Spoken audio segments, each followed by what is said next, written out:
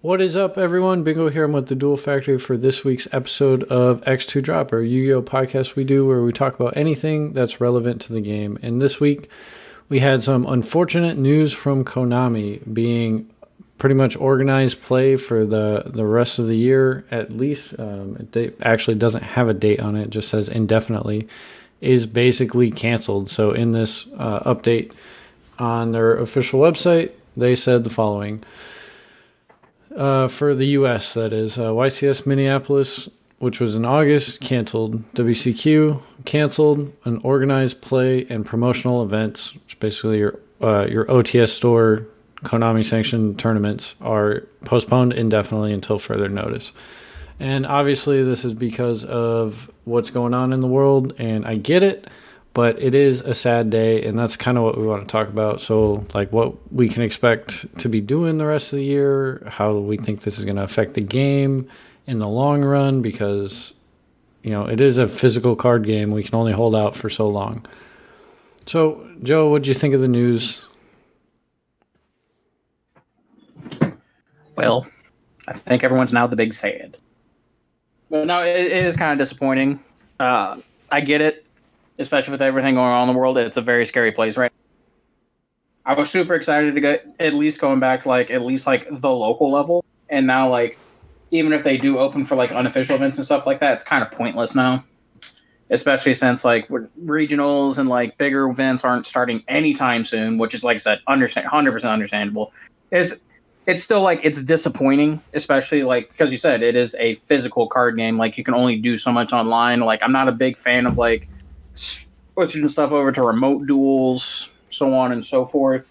But I mean, it is what it is. It'll eventually get better. It just seems like it's just getting progressively worse. But I mean, that's what a pandemic will do to not living card game, but card games that are meant to be played in person and stuff like that. So. Yeah, and obviously it's not just limited to Yu-Gi-Oh. At pretty much any competitive event, even professional level sports, is pretty much trying to figure out what the hell they're going to do.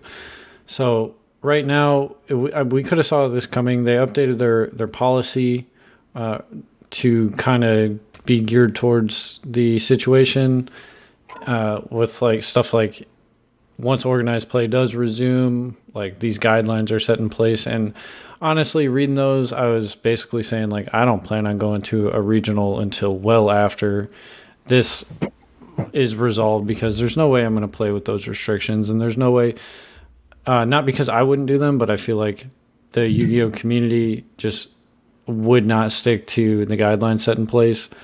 It was very bizarre, honestly. Simo did a video on his channel, if you haven't seen it, going over them and how kind of ludicrous they are, to expect this community to follow those guidelines, and how outlandish they are.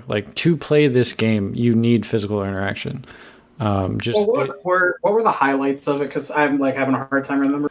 So you are not. My favorite one is you're not allowed to touch your opponent's stuff in any capacity, basically. So that's not limited to just their stuff. You're not allowed to cut their cards, interact with their stuff in any way, to include dice, tokens. Hey, can I cut your deck? No, smile. Yeah, and it's they tried to word it in a way where it's justifiable. If your opponent wants you to cut again after the final shuffle, they can request it. But again, it's one of those things that's, if it was in place, it's just going to be subject to cheating. But that's the last thing on our minds right now. It's there's cards in this game that just can't really work without physically touching your opponent's cards. The first event where this would be live, somebody would be main decking 3 copies of Exchange just for the memes. Oh, I'm sure they would be. It's absolutely gonna happen.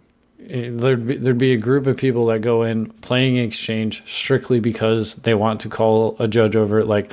What do we do? How do we do this right now? Are trying to say meme because of the pandemic. Meme culture is literally destroying the game. Please tell me that's where this is heading. I 100% love this already. It's fantastic. So that was in preparation for when organized play does resume. But as of right now, we do know that it's not going to happen. So what do we expect Yu-Gi-Oh to look like? Because right now it's looking like it's crumbling. You know, like people are just grasping onto straws, and not just content creators, but you see it through the content creators, right? Like they're the poster children for the game, and they're struggling to basically be involved with the game. So I don't know if it's crumbling, but like you're definitely seeing like some platforms are like starving for content. You know what I mean? Like there's not like people go like a good example of this is Asian Persuasion 2008's YouTube channel, right? His big like niche, like what made him so popular, is that he went to all these events every single week, and he got deck profiles of the top list every single week, right? Like that's just what he did, right? Yeah. Notice since the pandemic, like he's put out one, maybe two videos, right? So now he's kind of starving for content because a lot of the people who follow in the online tournament, Mortal, or I think it's Team Mortal, he's been covering like the LCSs and stuff like that, but like because like online tournament results are like a lot more actual live like card tournament, like a lot of those channels are suffering. And I think that's where you start to see it because a lot of Yu-Gi-Oh is just gravitating towards that online platform. One, it's safer to use, and two, like you can generate so many different results within such a short period of time because everyone's just now playing online. So I think that's where you're seeing like a lot of YouTubers falling off and stuff like that. But then other places like, for example, I know some Robbie Cole's channel showed one where they were at a live locals and did like deck profile of a guy playing Spiral. Why so playing Spiral? I have no idea. I just know that was one of them. And then some people are hosting tournaments at their houses and stuff like that. Like I saw another small YouTube channel that's slowly starting to grow, which is I think it's called Crush Card. They've been streaming live tournaments from their houses where they have actual live tabletop Yu-Gi-Oh cards with the newer decks, like you see with Eldritch and Emancipator, and then some people playing the new Water stuff. Like they're like still like keeping everything strong and doing like actual live tabletop events, but like the amount that you have for that's like so few and far between. I think that's where the major problem's starting to happen. Yeah, so people are trying to adapt. They've been trying to adapt for months now. And is it going to be sustainable? Because I feel like people are already losing interest in the online competitive scene. Obviously, it's going to have a diehard following until the game resumes. And probably even after that, because some of these are having large amounts of success, and they might just continue even after organized play picks back up, because it is an immediate access to the competitive platform. So good on them. But is this something that's sustainable, or is Yu-Gi-Oh going to lose that momentum it had coming into March, where the game was on the upswing? It was growing at a relatively rapid rate, and you can see that by event sizes and everything, and people were excited about product. And like the trading card game was in probably one of the best places it's been in its history, at least in my opinion. Oh, for sure. I mean, anytime you see like tournament result turnouts and stuff like that, obviously the game's in a spot. But then everything started happening. Like obviously, like I think like you're naturally gonna have a drop stuff like that. But I mean, I think one of the biggest benefits, especially since everything's moved towards like a huge online platform, and that's where I think like the actual company itself might suffer, is the fact that on the online platforms that are available to us for playing, and this is the biggest thing, right? Is it costs $0 for any deck you want to build. And obviously at a player standpoint, that's huge because now like you're no longer by what you can actually afford and what you can actually play. No, you have access to everything. So the only thing that's limiting you now is your own creativity. And that's one part that the actual like physical card game has like going against it is cost. But not having live physical events to go to and stuff like that is like you're saying, people, especially since everything moved online. But the one thing that we do have going for us right now is even though no play and actual organized play and stuff like that, is product is still coming out. Like you have the Legendary Duelist set coming out next week, I think it is. You have Battles of Legend Armageddon, which is usually a really super hyped up set. Not necessarily this one, but just the Battle of Legend sets in general, because they come out the same week as the NAWCQs, which our NAWCQ was relatively soon. So I mean, you have all these new cards that played like the week before the events start and stuff like that, and then isn't there something else coming out? Like don't we have another? Oh yeah, we have the Sacred Beast Structure deck coming out. So like we still have a bunch of new and exciting stuff coming out. It's just like any other place. Like what's the best way to describe this? It's like a kid getting like living in the middle of like downtown bike by having no ride it.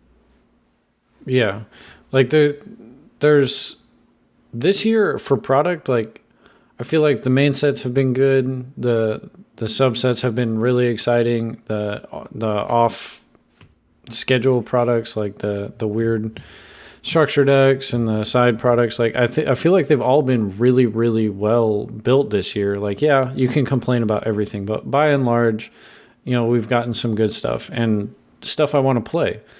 But obviously Konami has to see that they're not making as much money, and there's nothing they can do about it, right? It's just the nature of what's going on.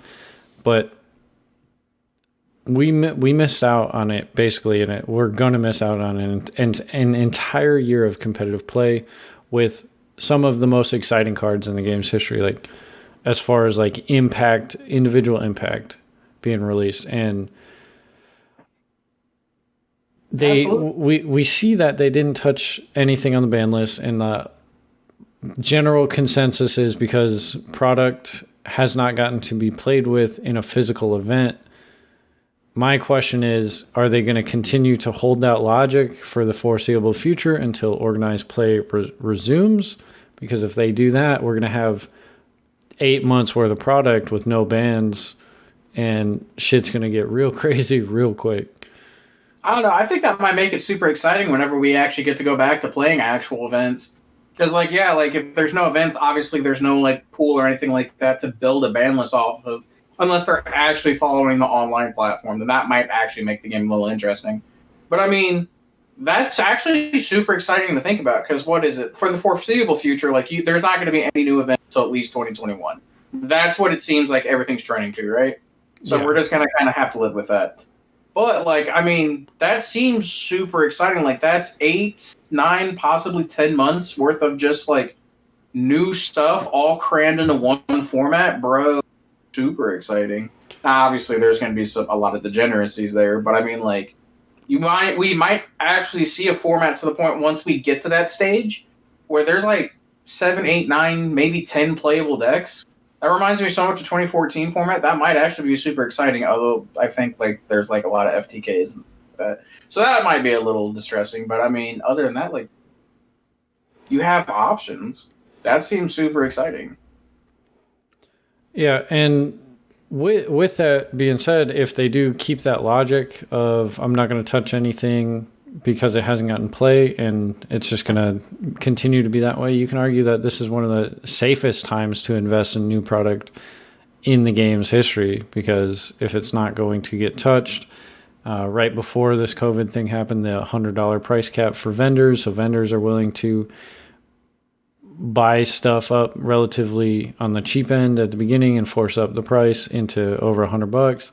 So there are so many cards in the past couple of sets that are valued over $100 that just frankly shouldn't be, or like they're valued at prices they shouldn't be. So from that aspect, if you want to invest, like take a risk and buy a product you think is going to do very well, now might be a good time, because not many people are doing that.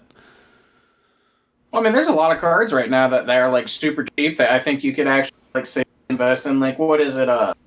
Entomb Chaos, Immortal Phoenix Gearfried came out, and that card's relatively cheap right now. But like once we get what is it, Rise of the Duelists, that has like the new Infernal Knight support or the rest of it in there, that might be a safe card to invest in, especially at a cheap price point, and you might actually get a lot of mileage, especially with if they stay with the same mindset as the current ban list and stuff like that. I mean, there's a lot of potential there for people to actually invest in the game and actually get into it. Because think about it, all this that we have right now, all this time that we have, leading up to whenever Yu-Gi-Oh actually gets back into full swing, is all prep time at this point. Like you can sit there, you can do as much playtesting as you want without risk. You can buy whatever cards you want and be prepared for whenever the game comes back. And then, I mean, there's a lot that can happen. And obviously, there's a lot of bad that could happen too. Like people can lose value on cards, people can lose interest and not want to play anymore, or people just simply lost so much interest that they don't keep up with the online platform, and they don't know like specific trends and stuff like that, and then they have to relearn them. But I mean, that comes in any territory because you're going to see that in everything, not just card games, but like obviously sports, obviously your everyday life and stuff like that. But I don't know, it's a super weird time. Yeah, I mean, you were talking about, or we've been talking about no risk as far as like playtesting and investing, but on the flip side of that, like what's the reward for staying on top of the game? You know, if that is the case, like there are guaranteed no large events for the foreseeable future, officially canceled for the rest of this fiscal year at least. Yeah. What's the point? You know, like obviously we all enjoy the game and we want to play, but as far as investing, I know for a fact I've spent several $100s less on this game because I have that exact mentality. It's like I'm not going to be able to play with these cards, so why get them? Right. It I don't know. It's like it's hard to explain at that point too, you know, because like obviously like some people are putting their eggs in the basket. But Hold on, you cut what, out. Some people are putting their what? a lot of people are putting their eggs in their basket, banking on the game coming back and stuff like that. But you're absolutely right. Like people are putting all this effort in. There's people like you. Like, what's the point? Because like I can't go out and actually like take what I've learned or take what I've play tested and actually like. There's no events. There's no reason to. There's no. I guess the best way to put it is like there's no prestige or anything like that for what people are doing. Like yeah, like people are like treating the online platforms and stuff like that like they're the Super Bowl right now. Like I know Cody Angeloff is really big into playing online Yu-Gi-Oh right now. And then one guy I watched PAX official TCG and stuff like that. And like they're super big into it and they're trying to push it because they're trying to keep competitive Yu-Gi-Oh alive, which is cool because I love watching competitive Yu-Gi-Oh. But there's a huge difference between playing an online playing a physical card game because that's why people play is they like to go places and stuff like that. And I mean like if Yu-Gi-Oh can just easily be switched over to doing an online platform, you completely cut out the need of having to go places to play. So I mean that's why I think that's where people start losing interest. Yeah, I mean we could go back and forth on the positives and negatives, probably for the next hour. It's just at the end of the day, a lot of things can happen with the card game, and we don't know what that's going to be. Honestly, we could just have no idea that Konami's developing an online platform and it's going to get released like randomly in August. Like something like that could happen because that's the logical thing to do. Because if they're missing out on basically money, because whatever online platform, it's not going to be totally free. You're going to have to buy cards, whatever they do, because it's how marketing works, how product design works. Oh yeah, if they do that, that's just going to completely shift my opinion. Because if they did that, I'm not going to be opposed to spending money on it because I'm going to have it. It's officially sanctioned, and there's going to be some events, whatever. I will buy into that, and then it'd be kind of cool. I just think that. Well, I don't know how big of a following, especially platforms like DB and stuff like that, where it's completely free. But I mean, it'd be cool to see for sure. Yeah. So, I mean, I've said just about everything I want to say on the topic. I'm just really disappointed. I was really looking forward to buying back into the game and at least going to sanctioned locals because we'll be able to play in local tournaments. Like I'm not saying we won't, but they're not official tournament stuff. You know what I mean? I forget the verbiage. Yeah, no, for sure. I know what you mean. There'll be unsanctioned tournaments that are just basically it's Basically, you're just sitting there playing for your local Super Bowl or whatever you want to call Yeah. it. But I mean, it is what it is. It's still some form of gameplay where people can actually sit down and play the card game. And I mean, like, obviously, some people aren't going to want to go through to it because obviously, like, people are going to be sitting there and they're still going to be worried about COVID-19. I know a lot of stores will probably require because I know like because I work for AT&T and for us to let people in the store, we require everyone to wear a mask. I'm sure like game stores and stuff like that will be like that, and some people are unwilling to do that, and that's fine. But I mean, like places like that, they do that for your safety, and people just can't see that. So you'll have that. Like I'm excited to go and play at locals, but it just being locals, I'm not excited to spend $490 on lightning storms, or $390. So like I'm not gonna be dying to play the most competitive build of a deck like right out of the gate because the investment payoff is not there. And that's that's just me. Everyone's got their own opinion. I know a lot of people that are buying into the market and doing really well, by like making some investments and getting rewarded for it because the market's just absolute insanity. But I mean, that's a whole nother discussion. So Joe, you got any final thoughts on the subject or topic at hand? I'm super ready to go back to the locals and play a max rarity deck and get a drop. Yeah. Are you taking Crystal Beast? Absolutely. Why not? Hell yeah. It's going to be great. I'm excited. All right, guys. If you have enjoyed this week's episode of Extra Drop, please remember to check us out. Same time, same place every week. We go live Monday, iTunes, Google Play, Spotify at 8 a.m. every single week, 10 a.m. on YouTube. If you have a topic idea that you are very interested in hearing, please let me know on YouTube or Twitter. Joe's got a Twitter and YouTube as well. Shoot one of us a message, and we will be more than happy to discuss a topic submitted by you guys. So, Joe, anything? Don't forget that Douglas French has no sauce. Piccolo, you have no sauce. Hey. All right, guys. I'll see you back here next week. Peace out. Okay, bye.